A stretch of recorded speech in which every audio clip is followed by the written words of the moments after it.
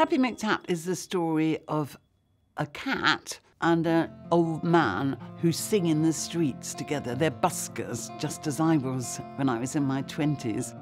I think it's just a lovely story, and the relationship between the busker and Family cat. So really that's a different kind of story about having to make a decision.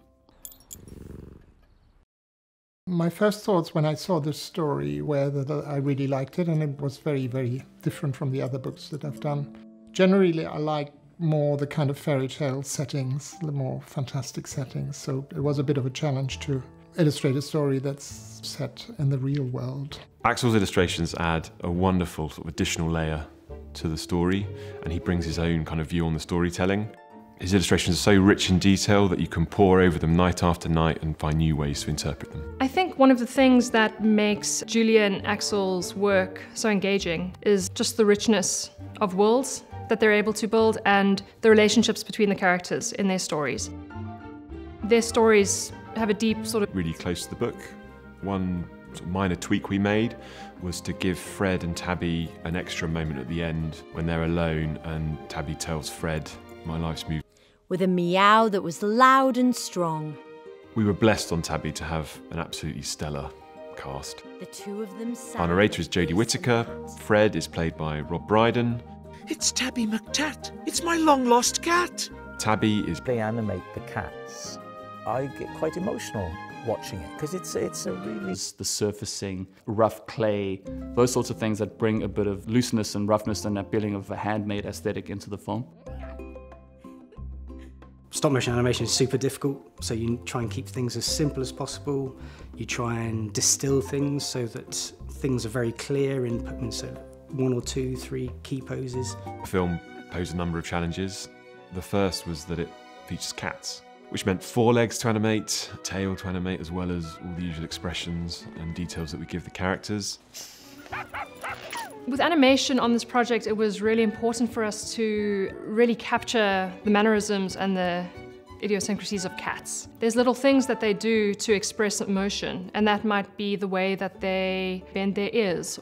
Which would be the acting that we get from the cats, but that also bring videos of cats and so. Because as well as having been a busker myself, I'm also a great cat lover, Tabitha and McTat. Look under the bed and see the 3 kittens I've had.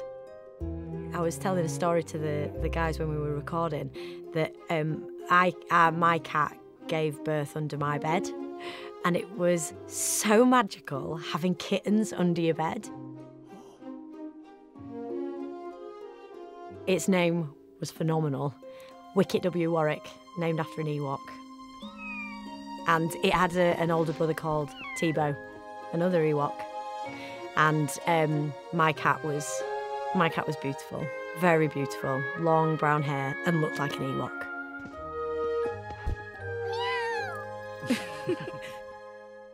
Creating a film that's set in London obviously is quite a daunting challenge. How do you represent such a gigantic and iconic city, but in quite a small scale film? Very early on, 2 directors, Sarah and Yak, and our art director, Shannon Taylor, spent time in London, specifically visiting the places that have been a part of Axel's life, so where he has lived and worked, because we felt that that was really coming through in his illustrations. I was asked to make the drawings not to look like London, although I did have London in mind secretly. And I'm very happy that the film has this clear setting of London. I think that's a nice thing, that's a London story. It was a big responsibility trying to represent London in Axel's style. We try to look at what are the repeating motifs and elements and patterns that you see that make it distinctly London. And we try to pull those things out as props. And so we obviously lent on the things like red buses and the telephone booths. But we also try to look at what the pavement looks like, the paving stones, and even the little pieces of gum and so on that you might find on the streets. That just gives you a real sense that you're in the place. But then you need to pull back on all the detail that you'd see in a photo, and you need to try and adapt that into the Magic Light style. One of the challenges was that this film takes place over almost an entire year. The film starts with a beautiful crisp summer's morning. and it ends with a cozy early evening in the winter. We've got this moment when Fred's on the riverside, when we have this beautiful reunion between him and Tabby.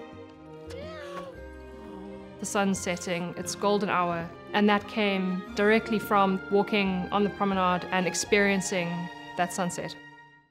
The other challenge was just the number of characters and building a city. We wanted it to reflect the richness of London's population, feel realistic to audiences, that there was life going on beyond the story, and that Tabby and Fred were a part of this huge, bustling city. A lot of that is done with cheats and how you frame things, but you just can't get around sometimes. There were shots with just a lot of characters, and so there was a crowd team that did a lot of loops, and then you can bring those things in, and you'd have a number of animators working on the same shot. So you'd have some working on all the main characters and the cats and so on, and then a whole set of crowd would be brought in by another animator. So it was a real team effort to pull it off.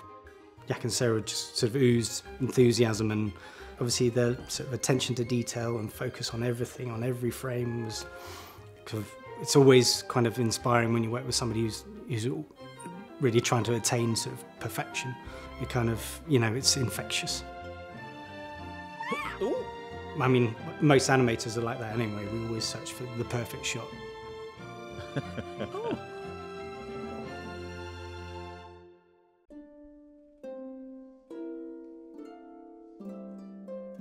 This is the 11th score that René Brie has composed for A Magic Light Special. Once again, it just feels brilliantly René, but is unique to Tabby McTatt.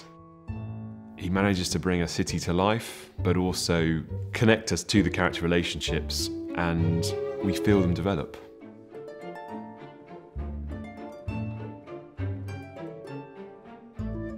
So working with René is an absolute privilege. He's just created a beautiful score for this film. This one feels quite unique. It's got sort of sadder tones, but then it's also full of joy. It's quite a big film, but it has small moments of intimacy as well.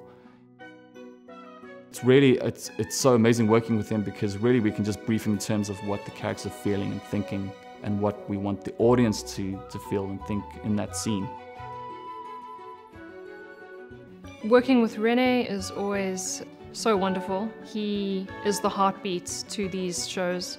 Working with him this time around was slightly different.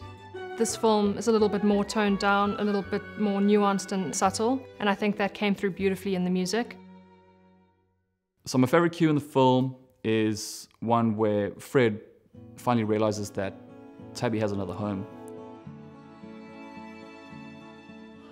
The way that the cue builds is just so moving and warm, but at the same time it's got a kind of a slight tone of something bittersweet or melancholic, as Fred realizes he has to part with his buddy. It's got a real warmth to it, and you just feel that they both understand one another, they're going to remain friends, everything's going to be okay now. It was fun working a busking song into the book. Of course, I used to be a busker myself. I used to sing in the streets of Paris along with a girlfriend originally, and we could only play about 3 chords. But then a medic friend called Malcolm joined us, and he had a whole repertoire of songs he could play, and we started to do really, really well. Our straw hat got full of coins. The Tabby McTatt song is at the heart of the book and is special to pretty much all readers, and so we took our interpretation of it very seriously, because we know that everyone out there reading at bedtime is bringing their own voice to it.